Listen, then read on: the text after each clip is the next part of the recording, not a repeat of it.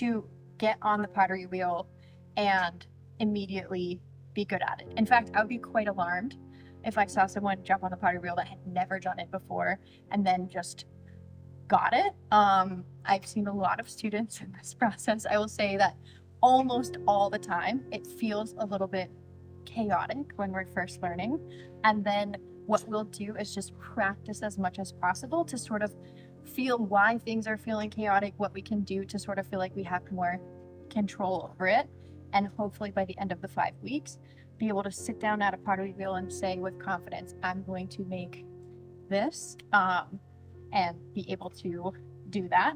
But all this to say, if when we sit down at the wheel it feels a little bit strange, that's normal. We're all going to learn together. What we'll do today is I will demo on the wheel, and then we'll each take a turn on the same wheel, and we will each watch as each person does that. I know that can also feel a little bit nerve-wracking. When I first started teaching here and they told me that that was the method that we used, I was like, oh, that sounds a bit intense, but I have found it's actually amazing to be able to watch 5 times someone doing the process. It really helps versus just watching it once and then just going to your own wheel and kind of trying to figure it out. We'll also see some of the most common mishaps over each person trying it, so it's really helpful to learn from each other's mishaps or mistakes or whatever you want to call them. So that's how we'll do that today. And then over the course of the 5 weeks, we will always be practicing on the wheel, either throwing or trimming, and then on the last day we'll all glaze our pieces together. So it's the exact same clay that you use in hand building. It's called M340.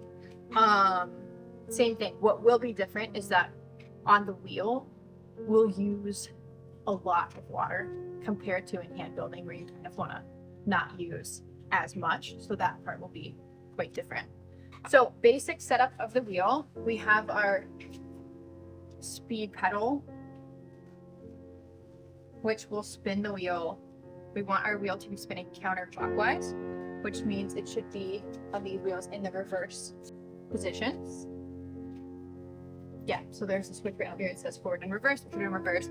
You can always just check by the way that it is spinning. We have these 2 things that we will put in to make sure that we cap the water and slick that will be inevitably flying off of the wheel. So for positioning, I am almost 6 months pregnant, so this is not an ideal how you would be positioning, but if that's not the case, you want to get as physically close as you can to your wheel. So that means you're going to have your body positioned as close to the wheel as you can, so that you can have your, if possible, elbows resting sort of in your hips, and you're able to use your whole body in the process of throwing on the wheel, versus sitting far away and having just your arms be doing the work will be very inefficient for some of the things that we'll be doing on the wheel. So you want to be really as close as you possibly can.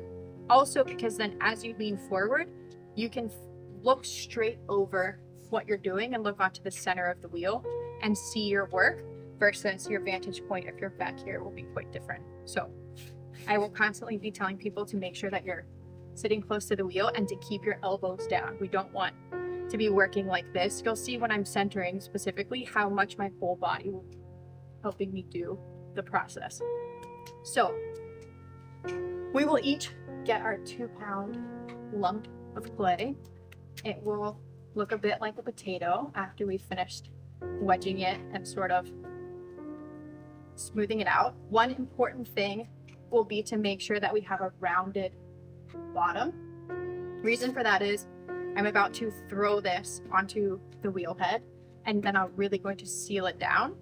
If I had this, something like this going on the bottom, then there could potentially be air pockets between our clay and the wheel, which would prevent us from really creating that seal that we want to make sure that when we're then using force to center our clay, it doesn't just fly off the wheel, which if it happens, you will not be the first one happens to by any means, but that's one way that we can avoid that. So, like I said before, as close to the wheel as you can, and then we're going to just slam our clay into the center of the wheel. And then I'm not spinning the wheel with my foot, but I'm just taking my hands and with my palms kind of at a 45-degree angle, I am clapping downward to really seal the clay to the wheel, kind of get this volcano looking shape. Then I will slowly spin the wheel and just take the side of my fingertip and seal it down. That's just to make sure that there's no gaps. So you can see right here, there's a little bit of air between my clay and the wheel. We want to just seal any of those gaps. And once we have it totally sealed, now we're ready to center. So that whole process we did without any water. Reason for that is we don't want any water to get underneath our potato of clay and also inhibit us from getting this good seal on the wheel and could keep it from, or could cause it to slide off. Now that we have it sealed to the wheel head, now we're going to use lots of water. You don't want there to be any friction between your hand and the clay. So if you're putting your hand on it and it's kind of sticking or you feel that friction, you definitely need more water. A good rule of thumb that you can use is if the clay looks matte, which right now it does, it's probably too dry. Whereas when we have water on it, it will look glossy, and then we don't have any friction between our hand and clay. So you can see right now when I am holding my hand on the clay, there's a wobble. It's pushing my hand away at some points because it's not perfectly centered on the wheel. So what I want to do is center it. You can kind of think about centering as getting rid of the wobble. So theoretically, once I have my clay perfectly centered, it shouldn't be pushing my hand away at any point because it'll be in the exact center of the wheel. So I'm going to pour some water on here, and then I'm using my left hand as much as possible, tucking it in to your body, and then you're pushing away from your body with this part of your hand, forcing the clay to stay in the center of the wheel. You can put your right hand over the clay, but you can also just use your right hand right here, sort of bracing your left hand. The work is coming from what's happening right here. So I'll do that so that it's easier to see. And we're just pressing. You can see how much my body is actually leaning into what I'm doing. And you can see that that wobble is going away as the clay gets centered. So I think it's really satisfying to sort of like watch it get centered, watch the wobble go away. Centering can be tricky when we're first learning, just getting a feel for how much force you want to use, but just try to keep in mind, like think about how much my body was really doing the work with me and not just my arm trying to push forward. So once we have it centered, meaning it's not pushing my hand away at any point, then we're ready to do what is called coning. It's also what you see a lot of times in like movies about pottery. I don't know why, but it seems to be what they like to show a lot of times. So first we will cone up. We'll use both our hands coming together and then squeezing the clay upward into a cone. And then we'll cone down. So if we're coning up, we're just have both hands on either side, and we're just putting even pressure while moving up so that we force the clay upward. Can you see over there? So we will just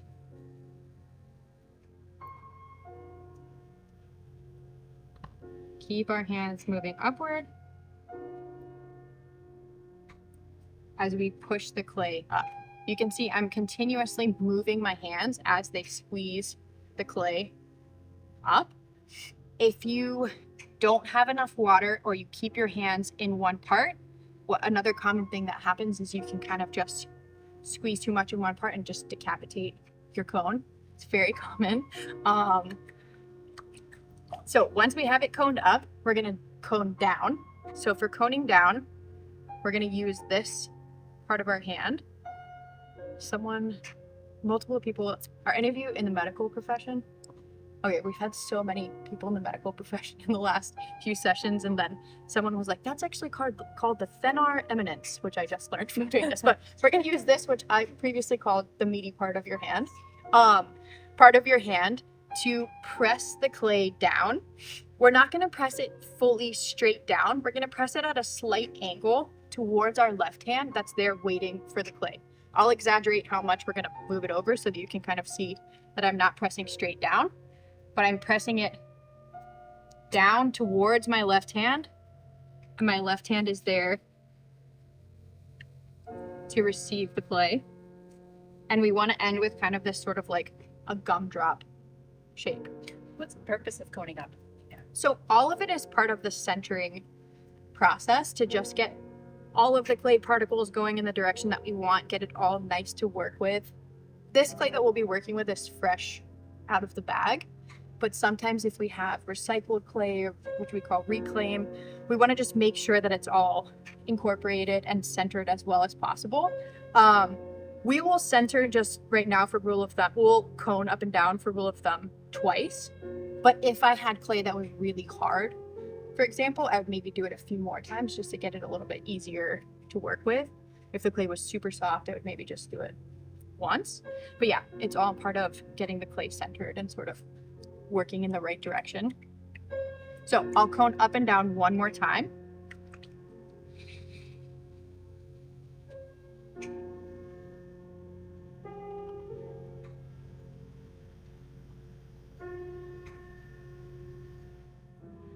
Cone up, now cone down. So same thing, pressing down at a slight angle. And then my left hand is there to catch it. If for whatever reason, like say our clay gets pushed off center when we're doing that, very common. So now you can see I have this wobble. We'll just go back to the same thing we did at the very beginning and just push the clay back to center to get rid of that wobble if at any point it gets off center. So now that we have centered it and coned up and down, we are ready to flatten the top. I'm not Canadian, so I feel like this is not an accurate reference size-wise, but I've always just called it a hockey puck because I know a hockey puck is round and flat on the top. But then recently someone told me that's nowhere near the size of a hockey puck. So it's like a personal birthday cake, whatever you want to call it, we're going to flatten the top of this. So for doing that, we're going to keep our left hand on the outside and our right hand is going to come down kind of like a karate chop onto the top of our clay to flatten it out. Your left hand is just staying there to make sure that the diameter of our piece doesn't get wider. So because we're putting downward force, if we just continued to press down on this, it would just flatten into a wide plate if we didn't have something there sort of countering that downward force. So with the wheel spinning, I'm just coming straight down with this part of my hand onto the top.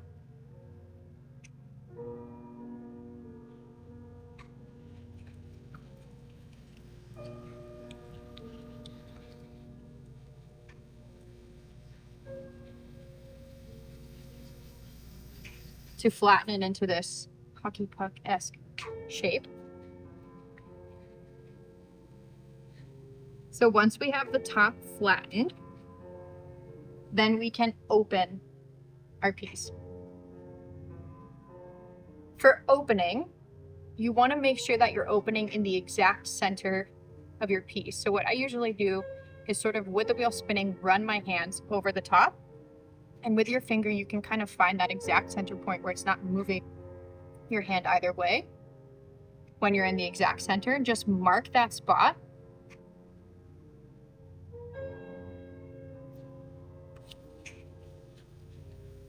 And then, like with many things in pottery, there's a couple different ways you can open.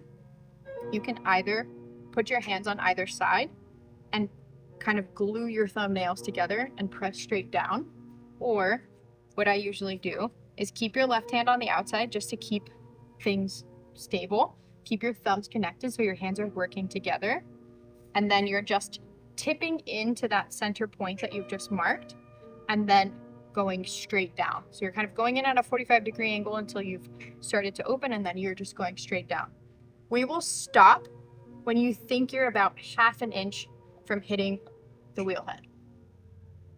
Then we'll measure, then we'll go a little bit further down, but it's just safer to stop ahead versus like when you feel the metal. We can always add some clay in if that's the case, but just to sort of get a feel for when we're gonna stop. So we're just tilting in.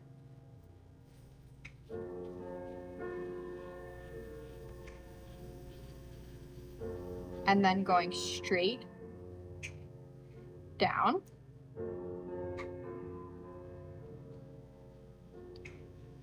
Then we will measure.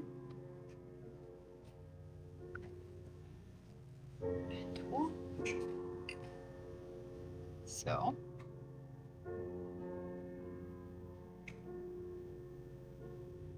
To measure, we're going to take the pin tool and hold your finger on it, and then you will go into that hole you've created, and then your finger will be stopped by the clay.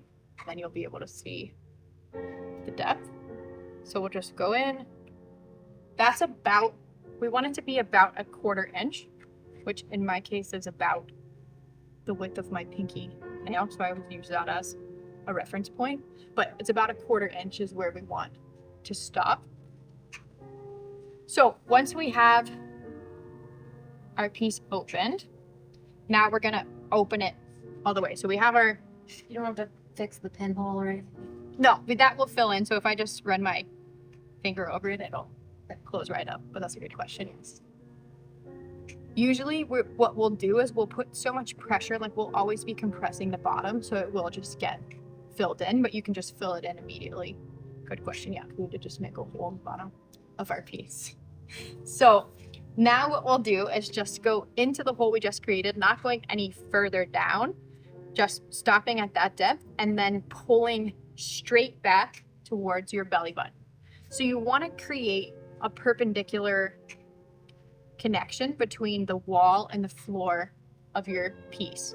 So you want to keep your finger perpendicular to the wheel head and come straight back so that you can really get that 90-degree angle with the wall and the floor of your piece. So we're just, same thing that I said before, now we're putting outward pressure. So our left hand is there to just make sure that we don't just keep coming out and like the same thing, get a plate, which is something you can make on the wheel, but won't be what we're going for right this second. So we'll just come straight back.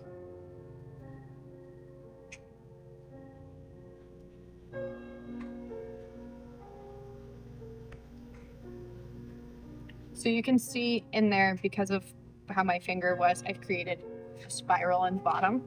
You can just take your sponge and just press down to smooth that out.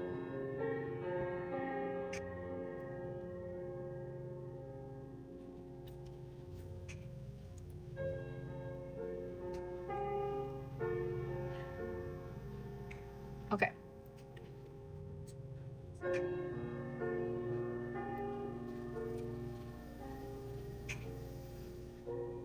So once we have opened our piece, now we're ready to do what is called pulling. So pulling is really the biggest part of what we'll do on the wheel, because it's what gives us the shape and the vertical height of our piece. Most important things to remember for pulling are that your hands work together. Your hands are one tool that will be working together, and that we're gonna move our hands slowly. So for this part, it will be just slow and steady so that we are able to have as controlled of a motion as possible. So we'll have on the outside the sponge held in our right hand. Is anyone left-handed? No. Okay. So we'll hold the sponge in our right hand. That will be our outside point of contact. And then on the inside, we will have 1 or 2 fingertips, depending on what feels least awkward, I guess I should say, instead of most comfortable. But think about one point of contact on the outside and one point of contact on the inside. And you can see that my hands are connected. I always rest my left thumb over my right hand so that my hands are working together. Reason for that is if my hands are completely separated, we're putting pressure from the outside and the inside evenly so that we're pressing the clay in the same spot upward. If my hands are separated and one hand is working over here and one hand's working over here, you're just gonna warp your piece. You want there to be that steady, even pressure on either side so that the walls of your piece are pushed upwards and you get that vertical height. There should be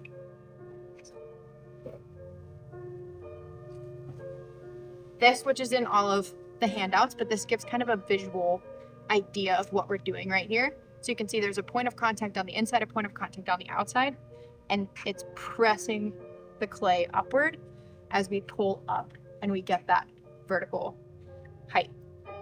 So your hands are going to be moving slowly.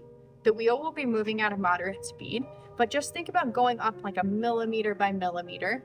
If at any point it feels like something's off, just float your hands away from the wheel.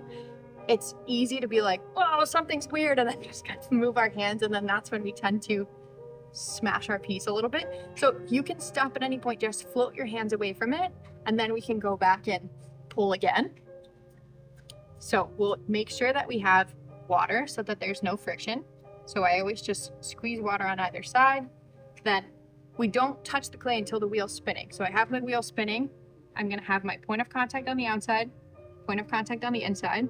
Hands are connected, and I'm just gently and slowly putting pressure to pull the walls upward.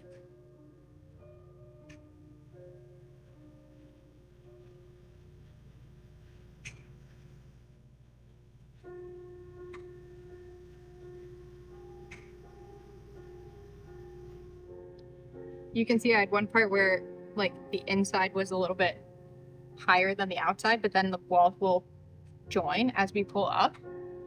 In between pulls, we want to get any water, even though we're going to be putting water on our piece all the time, you always want to take any water that's sitting on the inside of your piece out. You don't want there to be water sitting in there because it can weaken the inside part of your walls and make that a weak point, and also it can lead to cracks in the kiln, which I can show you an example of with something in the kiln. You can also compress the rim by putting one finger, well, two fingers from one hand, one on either side on the outside, sort of creating this shape, and then one finger from the other hand on the top, just to smooth out the rim. So we'll pull again. Same thing, slow, even pressure.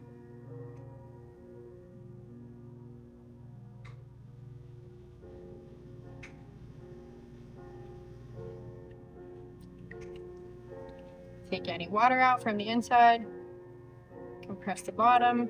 I'm kind of pressing as I'm doing that. We'll pull again.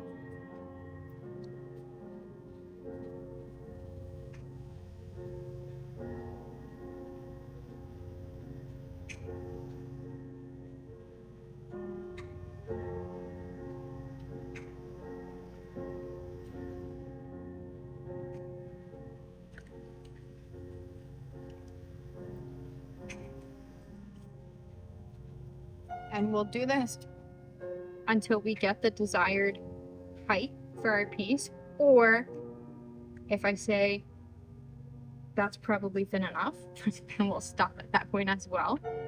There is a point where it gets too thin, and then it has more likelihood of collapsing.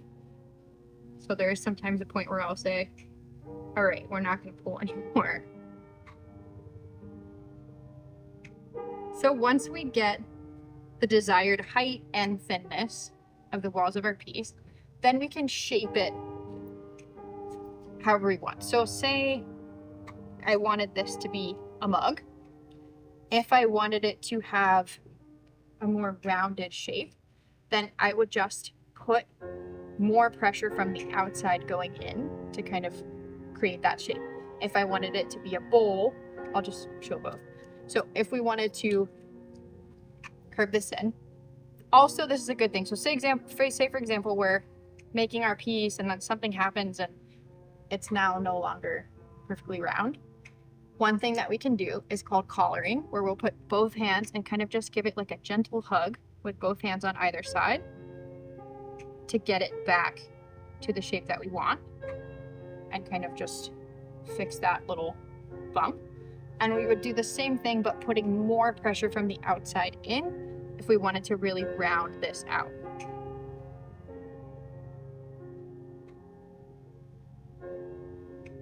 If we wanted to create more of a shape like that. If we wanted the opposite effect, we would put pressure from the outside in, just very gentle pressure to open it out. So it's kind of just... Can you, like, is the base diameter kind of set at this point? At this point, yeah. So what we can do, I did not very efficiently pull all of this clay from here. So the actual diameter, this is a good thing to do before we take our piece off the wheel. So we're taking this wooden tool and I'm just gonna cut in with this part at the angle of the wall of my piece. So with two hands, with the wheel spinning, I would just go in and take away this excess. And then I'll turn my tool and clear the clay out like this.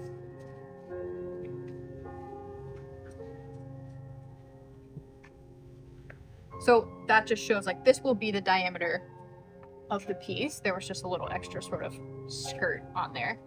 If you wanted to open this out more, you could push from the inside here at the bottom if you wanted to make this sort of like the very base diameter won't change, but we could push out from the inside and make this wider all around. And you could really push the inside part out, for example.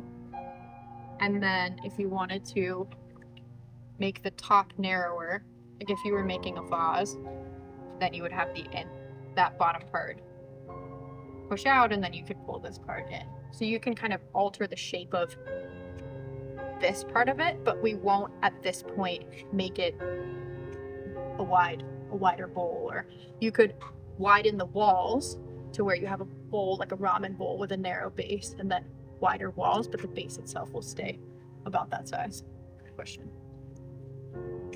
So let's say I want this to be, I don't know, a latte mug, which right now it looks maybe like it would be big, but our clay from this point all the way through will shrink.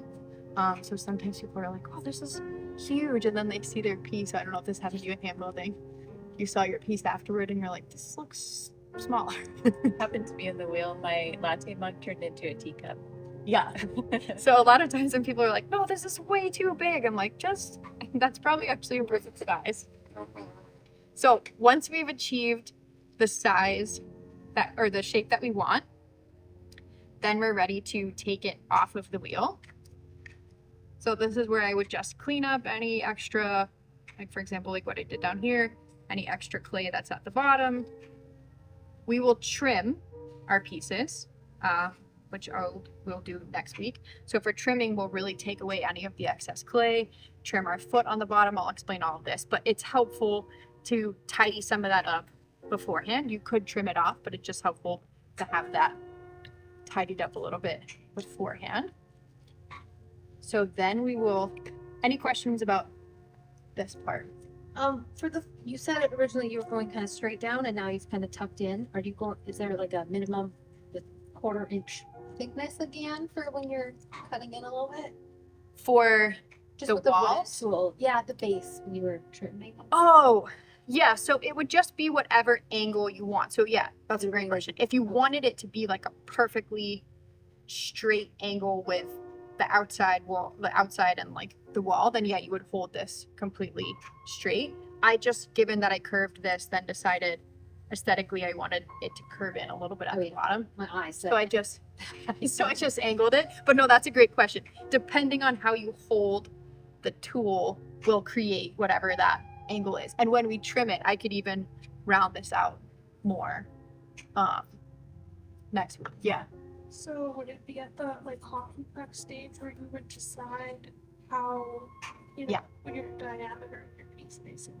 Exactly. So at that point, right now we'll all work with about this diameter just to get a feel. But yeah, if you wanted it to be wider, then you would flatten the whole piece out wider. Yeah, before we started pulling. That's a great question.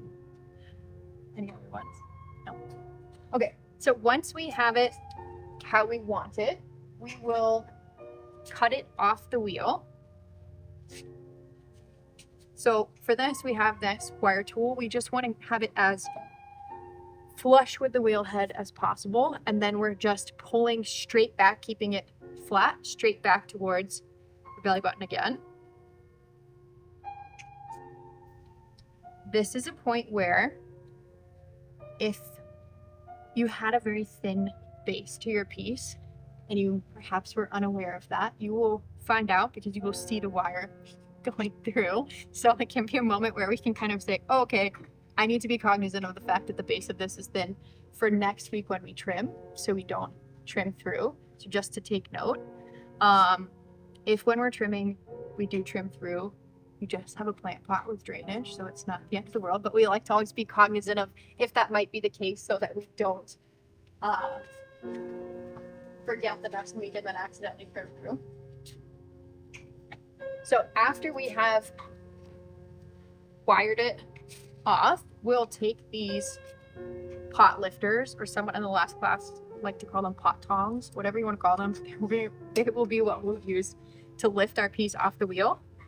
You're just going to go under, so I dip them in the water first. You're just going to go under enough that you're able to lift up. They don't need to go all the way. They definitely don't need to overlap. So once we can lift it up, we will just place it onto our wear board here, and then we're all set to let that dry until we trim it. Take a picture of your piece, because I always say trimming is transformational. Between this stage and once we've trimmed it, it can really change a lot. I will clean this wheel off now, but just to know, when we are first starting with our first piece that we're throwing, like in any throwing session, you want the wheel to be clean and dry so that you don't have, like I was saying before, any water underneath your clay that can get it, can keep it from having that good seal. But the nice thing is, if you're sitting down and you're going to throw 10 mugs or something like that, once you have this little circle of clay, you can just throw your next piece right onto this little circle of clay, and it will just adhere to this, which is really nice. You wouldn't have to clean it every single time in between pieces. I will clean it now so that everyone can start with a fresh wheel, but just so you know.